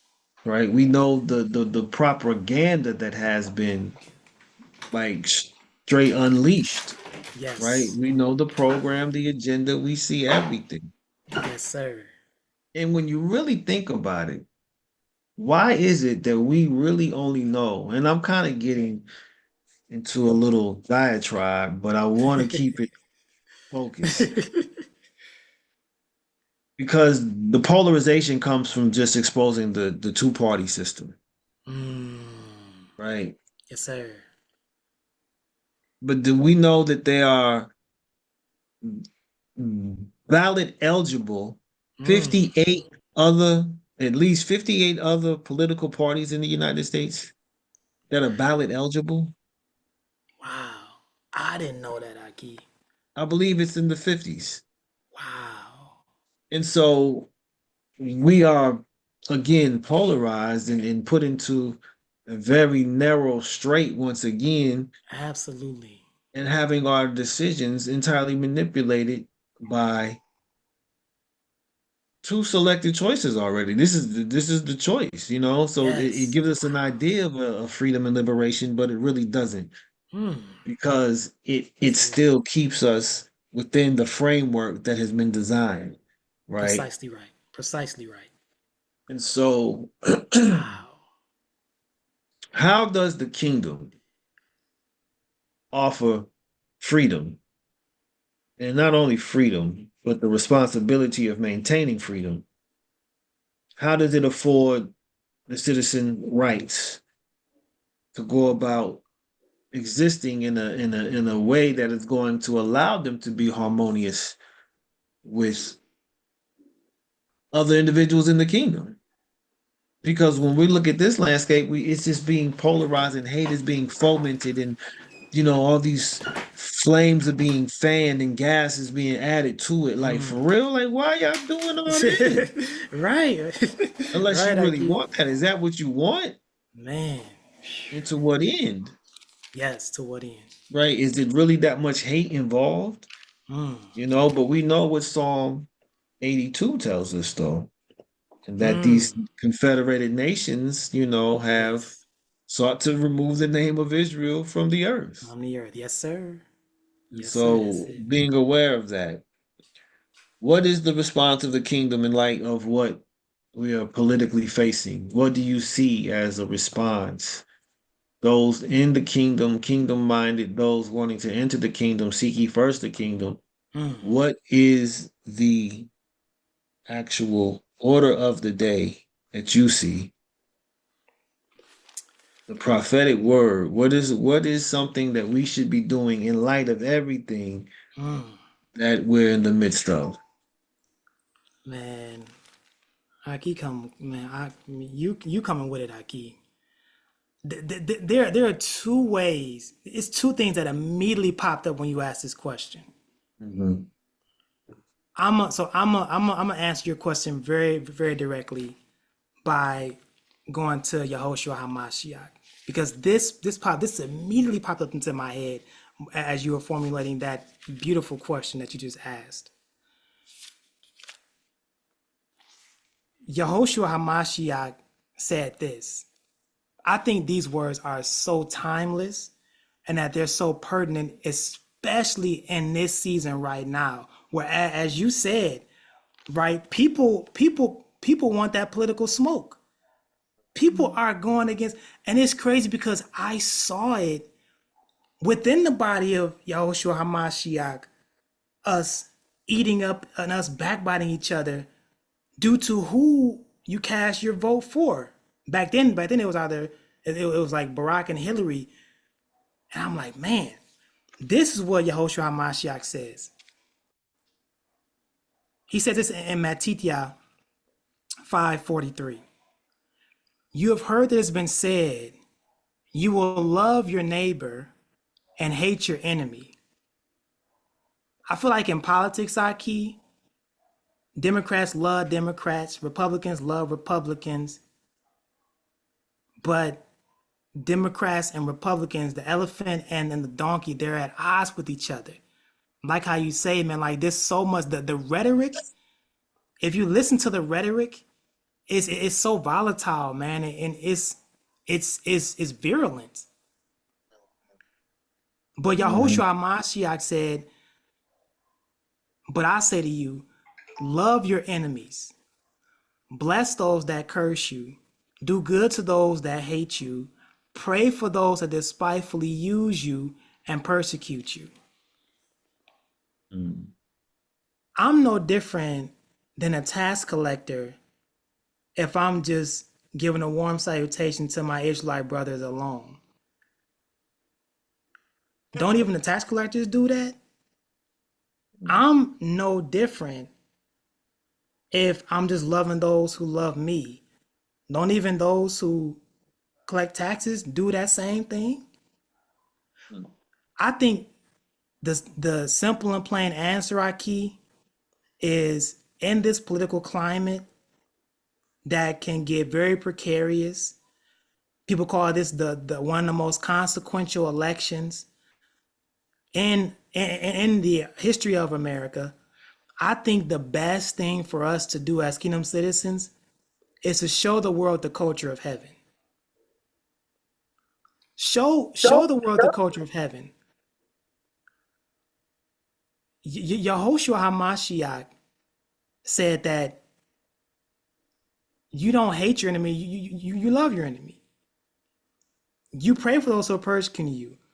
Those the nastiness and the backbiting that goes on within the world, what's gonna make us stand out, what's gonna make us look set apart is if we can do like the three Hebrew boys did in the book of Daniel, and if we can say, "Long live the King, may you live forever," but simultaneously, with all due respect, I can't bow down to the idols that you're setting up. And even if you throw us in this fire, I know that Yah, our King, will save us. But even if he doesn't, I still cannot compromise my citizenship for another government because I'll be committing the same sin of Adam Rishon in Gan Eden, and that would be the act of high treason. High treason. I'll be betraying the one and only government that can give me everlasting life. And then the second thing that I want to say, Aki, when it comes to this political landscape that we're in, because it's crazy out there. It's crazy, bro. Kamala, Trump, and like you said, there are other people who are running that most folks don't even know that are running. Dr. Cornel West, Chase Oliver, Gio Stein, Claudia de la Cruz, Karina Garcia. We we we don't Mm. we don't even That's know. exactly the point. That's exactly the point. We don't even know that they're running. That's Butcher exactly the Butcher point. Ware. I mean, Butch Ware. We don't even know this. But Hmm. people are waking up, Aki, and they're seeing that this man, like it really is two birds that are of the same wing. But I wanted to That's bring it. this out because you mentioned how there is this freedom that we can enter into regarding the kingdom. And when you said that, Aki, I think these words regarding Yah and him freeing our ancestors from the kingdom of Egypt, I think these words are very actionable. And I think we can apply these to what's going on right now in 2024 in this election season right now. Because what I'm seeing, Aki, is that Yah, he said this in Devarim 5. He said, I'm going to go to 15.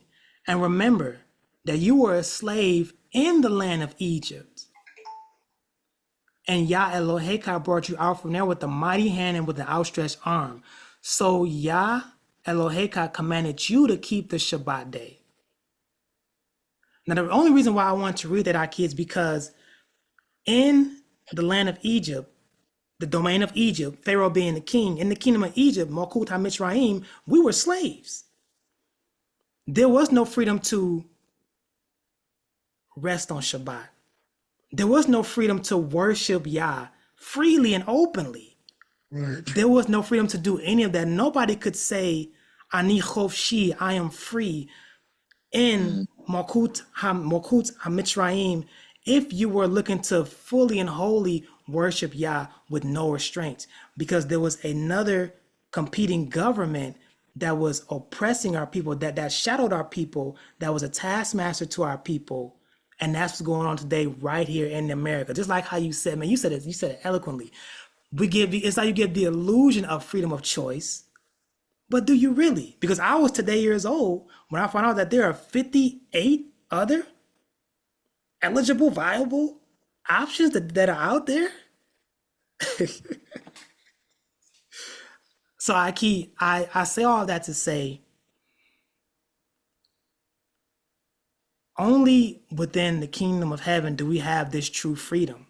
And with us being in America, I think the best thing for us to do is to show people the culture of heaven. Show people the love of heaven. Show people all the intangibles of heaven. And that's the only thing that's going to make us stand out. Because if I go on Facebook tonight and if I'm typing up all type of meme posts and lambasting people for who they're casting their vote for, how am I any different from the world? I would be no different. But if I actually love my enemy, if I actually pray for those who are persecuting me, if I actually do these things, then I believe that that's gonna help us to stand out, and that's gonna help us to really show the world that we're not under America kind of being analogous to a spiritual Egypt. We're not under the American government. I don't get my whole allegiance to the American government. My full allegiance is to another kingdom. And showing them that culture, I think that's going to make a world of a difference, Aki, especially during this time. Say loud. Say loud. I just wanted to get an accurate statement. As of 2024, there were 53 distinct ballot 53. qualified political parties. So 53. I was a Wow. little over. But look at this, 235 state level parties. Wow, Aki. Yeah, so just I food for was thought. Food for thought. tonight years old when I found this out. That's crazy. Yes, that very much so is. That very much Wow. so is. Wow. So in wrapping up, like what like do you want your audience tonight to really take away from this conversation? Like what do you feel is like the most important point that you want to impress upon the minds of our listeners? Yahushua HaMashiach said it best. And the point that I really want, if y'all heard nothing else, if y'all just heard me babbling and you just tuned in now, the point that I really would love your beautiful beloved audience to take away would be that the kingdom of heaven is here. It is here. The kingdom of heaven is here and now. And you have an opportunity in your lifetime, man, to enter into a government that is going to take care of you on every single level imaginable and then some. It's going to take care of you on a solical level. Yahushua HaMashiach put it this way. He said, blessed are those who are poor in spirit, because the kingdom of heaven belongs to them. Matithya 5:3. Essentially, I interpret that to mean that blessed are the people who are acutely aware that I'm spiritually malnourished. Like my spirit man is on E, and there's this vacuous vacuum that needs to be filled, and I'm filling it with all type of other stuff but it's not working. But that's a kingdom-sized vacuum that can only be filled with heaven. So that would be my takeaway for the beloved audience today, man, is that there is a kingdom out there. There's a government that's out there. Oh man. And Yahushua said, we were prepared for this government. This government was made for us before the very foundation of the world. We were made we were made for heaven. We were made for heaven, bro. And the only way that we're going to affect real change, perennial change, is by doing what Yahushua told Nicodemus to do. You gotta be born from above. Gotta be. You gotta be born from above. It's because see, within the kingdom of heaven, last thing I'll say, within the kingdom of heaven, citizenship comes by birth within this kingdom, but naturalization happens afterward. Because it ain't normal for us to pray for our enemies. It ain't normal for us to pray for that person who flipped us the bird when we were in traffic. It ain't normal for us to pray for those who despitefully use us and exploit us. Like that's the flesh wants to act up and it wants to act out. So there has to be a naturalization process to where the culture of heaven becomes natural, to where it becomes so natural for me for like if somebody cusses me out, I want to buy them lunch. That's what I want to leave the audience with, Aki. There's a kingdom called heaven that's waiting for you to enter into it. And those who have ears to hear, let them hear. You know, it's so interesting. Conversation I had with Beit Mashiach, Yes, sir. and the real purpose of war Mm. is really reconnaissance. You know, it's twofold, really. It's twofold. And I mean this in the sense that, you know, you want to first really win the hearts and minds of the people. Ooh, Physical altercation is really not the aim of war. You know what I'm saying? It should never really come to that. That's not good diplomacy. That's not good governance.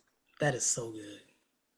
If it requires physical response, then there's systemic and systematic failure. Humanity has failed. There's no need for bloodshed, really, at the end of the day. Right? There's no need for bloodshed at the end of the No day. need. No need.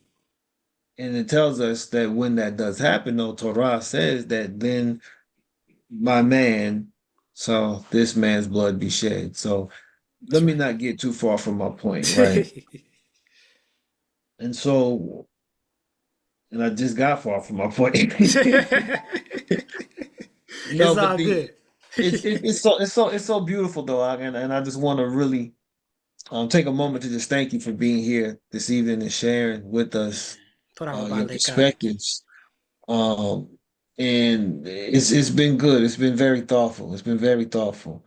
How can people, well, tell us about your book, you know, and then how can people get in contact with you?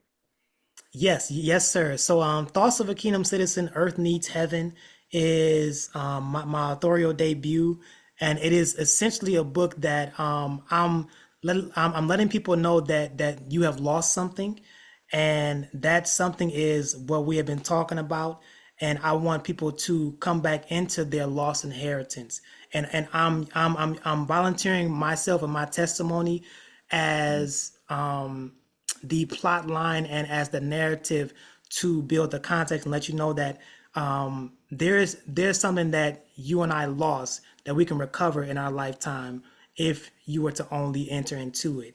And so it's all about me journeying from religion to the kingdom and how I'm inviting people into the kingdom as well, also through that book.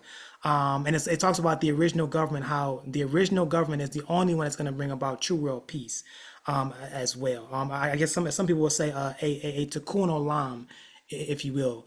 And then lastly, if you want to connect with me, if you want to chat, you want to converse, man, you want to have some conversations, some kingdom conversations.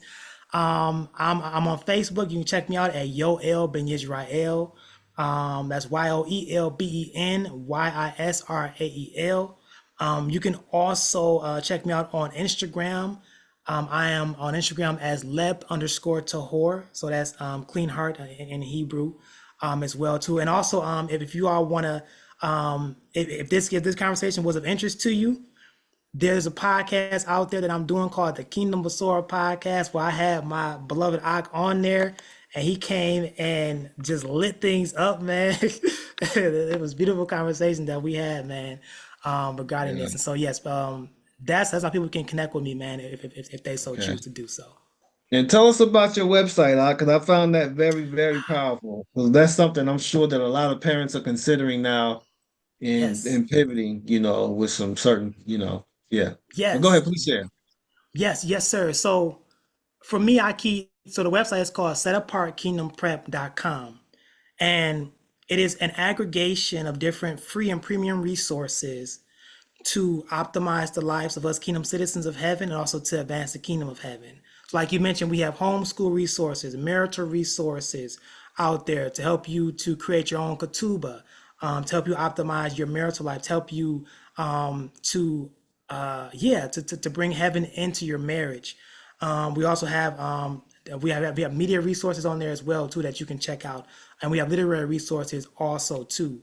And the overall vision for that website, Aki, is I really envision Kingdom of Heaven embassies. I think you and I talked about this to where to where like we really shake off this religious spirit and we see that wherever we go, the Kingdom of Heaven is there. And so wherever we go, the Kingdom of Heaven shows up. So I want to equip other citizens so that their home can be that embassy where it's a place where diplomats and ambassadors work and live. So that's what we want to do. We want to see a population of Kingdom of Heaven embassies to where you and in your own neighborhood can invite people into the Kingdom of Heaven and cause them to dominate and have dominion over this earth as well. So that's what that Powerful. side is about. Yes, sir. Hallelujah. Toda Rabbi. Powerful. Totally. Man, Toda Rabbi for showing again. Blessings to you and your Hey, family. And I pray that you Torah. have a great, great rest of your week, great rest of this year. May y'all bless you, Sir. man. All that good stuff, man. So Toda Rabbi for sharing again, okay?